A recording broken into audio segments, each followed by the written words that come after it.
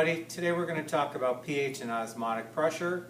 And last time you set up some tubes, and I want to explain how you're going to determine how well they grew. So in front of me here I have 4 different tubes, and the first thing that you want to do when you get your tubes today is pick up the tube and you're going to mix it.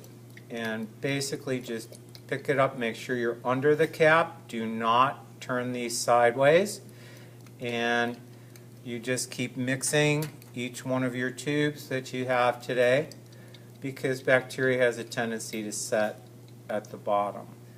So once you've done that, you're going to determine on a scale of 0 to 3 how well it grew. So 0 is perfectly clear, and then if you take a look, 1 is just a little bit cloudy, and 2, you can see that it's definitely more cloudy than 1 is, and you should be able to read the print when you hold it up to something printed. And then the highest one that we're going to have is a 3, and again you can see how cloudy that is.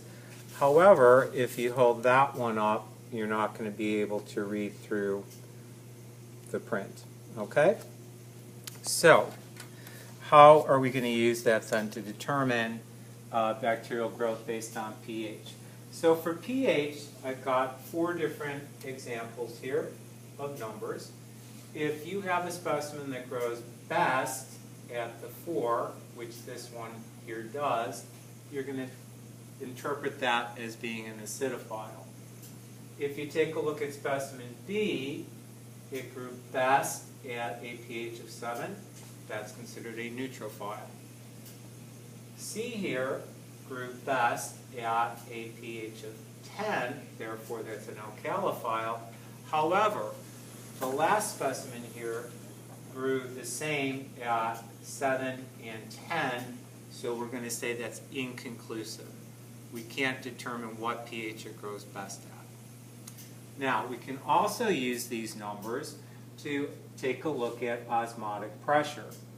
So in this representation here, if we look at specimen 1, you can see we have a 2 plus for 2% NaCl, isotonic is 1 plus, and we have really good growth, 3 plus at 8% NaCl.